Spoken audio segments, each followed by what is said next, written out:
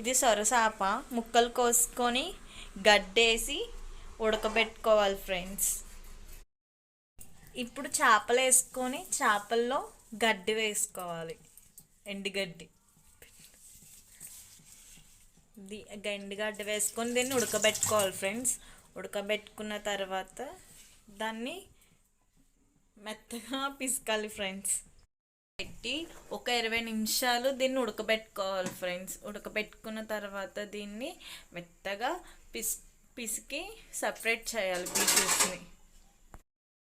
2 onions cut చేసుకోవాలి friends. కోడిగుడ్డు పుల్టలాగా సొరకూరని కోడిగుడ్డు పుల్టలా చేసుకోవాలి. తర్వాత ఇదేంటి సొర ఉడికిన తర్వాత దాన్ని ఒక గిన్నెలోకి తీసుకోవాలి ఫ్రెండ్స్, వాటర్ వంపుకొని. ఇప్పుడు ఇలా తోలు తీసుకున్న తర్వాత దాన్ని ఒక బౌల్లో తీసుకోవాలి. తీసుకొని ఇప్పుడు తొక్క అంతా తీసుకున్న తర్వాత అల్లం పేస్ట్ వేసుకోవాలి ఫ్రెండ్స్. తర్వాత పసుపు, తర్వాత కారం వేసుకోవాలి ఫ్రెండ్స్ మీకు తగినంత.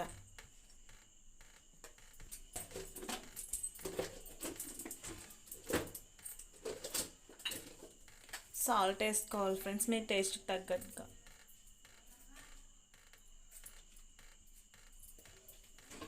అవన్నీ వేసుకొని ఇప్పుడు మనం గరం మసాలా వేసుకోవాలి ఫ్రెండ్స్.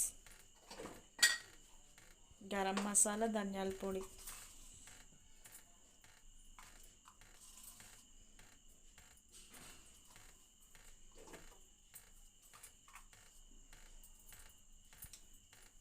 వేసుకొని అట్లకి బాగా పట్టేలాగా పిసుక్కోవాలి ఫ్రెండ్స్.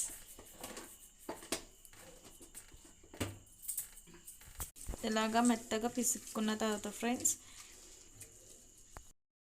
ఆయిల్ వేసుకోవాలి ఫ్రెండ్స్.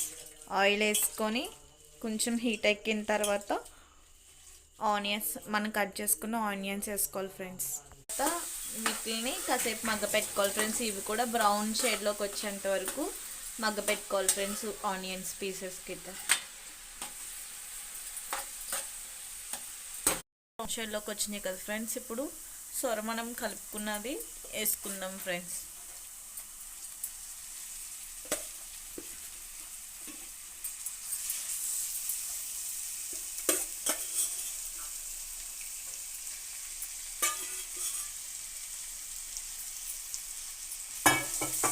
కర్రీ మొత్తం అయిపోయింది. ఇప్పుడు టేస్ట్ చూద్దాం.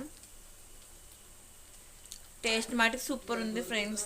లైక్ చేయండి, షేర్ చేయండి, సబ్స్క్రైబ్ చేసుకోండి ఫ్రెండ్స్.